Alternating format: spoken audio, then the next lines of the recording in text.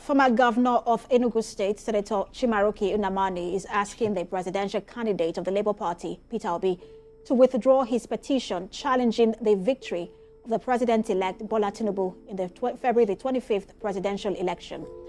Mr. Nnamani, in a statement, said Mr. Obi, who came third in the presidential polls, could not have won because he neither had the spread nor the appeal to become Nigeria's president.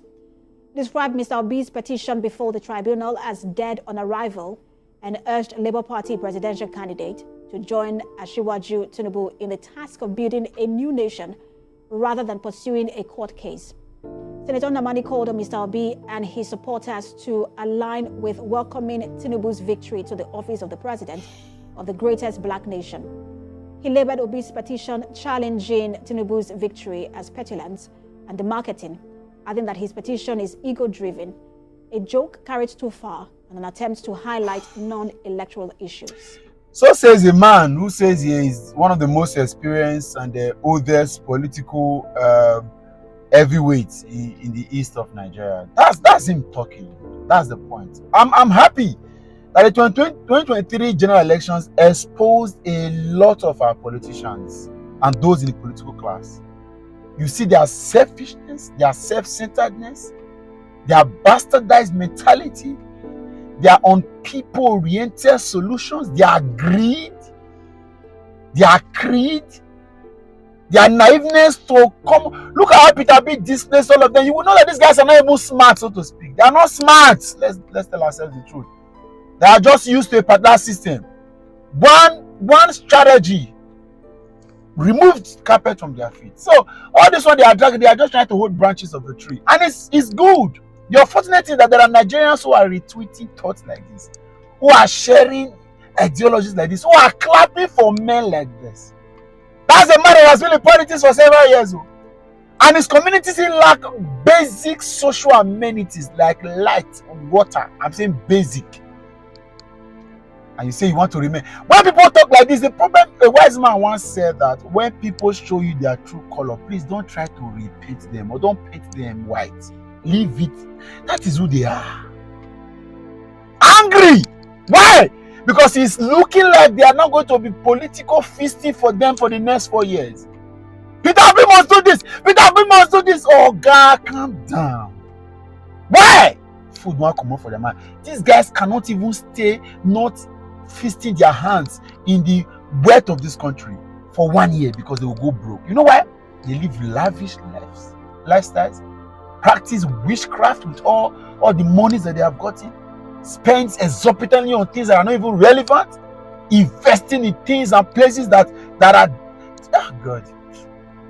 And that's why. And when you hear him talk like this, you think that he's talking for the interest of Southeasterners. Ask yourself, you, Emeka from Abba, Tinubu appoint you into his government. What will be the benefit of you?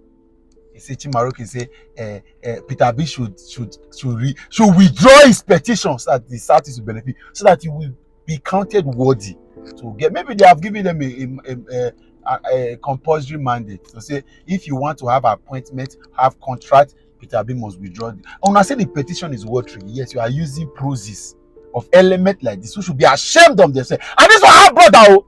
He has children, people that should call him to that seize his phone, collect his phone and put it on top of cupboard so he's not done with Richard. May no write nonsense again. That's the problem. That's where we are as a people. People like this now, they say they are talking for a people. And I'm asking, what is, since this guy has been in politics, who has eaten from him? What is the benefit of the common man in Enugu, common man in Abakaliki? Which of you that went to school will be appointed to Tinubu's government for any reason? None. The answer is none. But now you think that this guy is making sense. Thank God for Peter Obi. Thank God for... And I want to beg you Nigerians, as governorship elections are coming up in Kogi, in Bayelsa, in Imo, in Edo, there is no sudden sense. There should be consistency in values and principles. Or some of these guys now have been against the people. Suddenly you start to see them, the Dino Milaya and all that. As much as we want to fight the APC from Kogi, we must choose the right candidate. These guys now begin to talk as though that they have sense, as though they are in the side of people, because they have been dealt with in these last elections. There's no sudden sense. Nobody. In Edo State, for example, I'm hearing card-carrying members of the PDP and APC, they want to defect the Labour Party to collect the Labour Party form. These are strategies of the ruling class to continually put us in spiritual, but you must look for somebody who is away from the pack. I'm saying this here. I will never put my mouth to work for anybody who has been in the politics, and then I cannot trace how much of integrity you have possessed, even in the dirty waters of our politics. You must be different even inside. Wake up now because you just want to get power at all costs, and then see the same thing. There are some people that have voted Labour Party candidates in some of this unit. You know of course that you are seeing the same body. It's not the same yourself. Don't allow somebody to change shirts.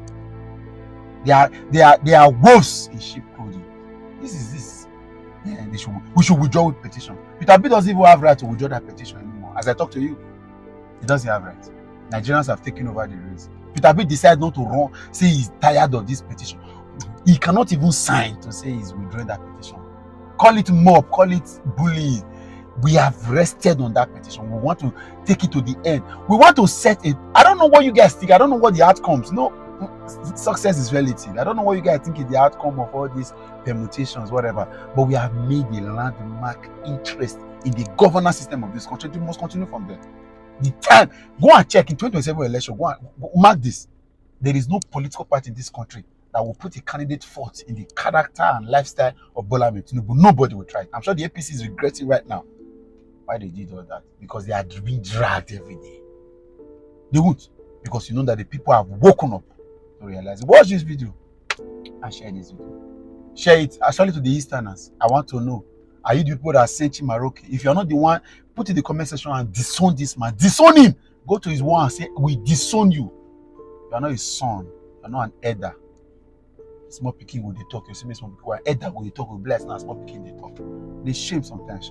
Share this video. One of the former governors of Enugu State, Chimaroke Nnamani, is asking the Labour Party presidential candidate Peter Obi to retrieve his petition against the president-elect Bola Ahmed Tinubu. Now, for Nnamani, Obi's petition holds no water. It's dead on arrival, so it's better he aligns with Tinubu now to help the Ndigbos secure a place in Tinubu's government. In his words, he said that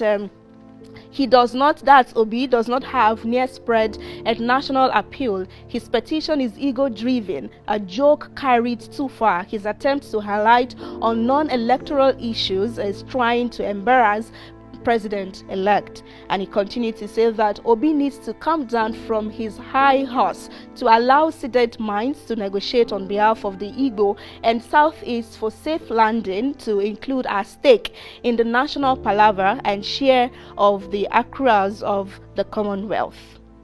We must join the mainstream and participate in the making of a new Nigeria. We are not going anywhere. We can't pay and ready to bargain for our own share. It is a common knowledge that others are doing the same. Igbos has to come to confront reality now or be consigned to the backwoods of history. Time to align is now. Over to some reactions to this. It's coming in from Favor, who says, and who will negotiate the interest of South-South, Middle Belt, and Southwest, and the Northerners that voted for him? It's not only Southeast that voted for him. So why should he negotiate for one region alone and abandon the other regions? And Hassan says, if this is how the East play their politics, it clearly shows their unreadiness for leadership. They blew away a chance of becoming a number 2. Now they are lobbying for number 3, and one is even saying they should negotiate with the president-elect. Well, Olex is saying that I love this Nnamani. This is a very good and wise advice from a senior brother in the game of politics. Peter Obi should just negotiate for the sake and future of Ndigbo. It's high time the South is realized that they need other zone, North especially, to get the presidency. And more reactions coming in from Darlington is saying that what is Nnamani up to? Desperately looking for appointment so he can be politically relevant again. Stop dancing like a madman in the market. And Ikenga is saying that if Nnamani has interest of Southeast at heart, he would have supported Peter Obi from the beginning. He is seriously part of the problems of Ndigbo and will be remembered at the right time.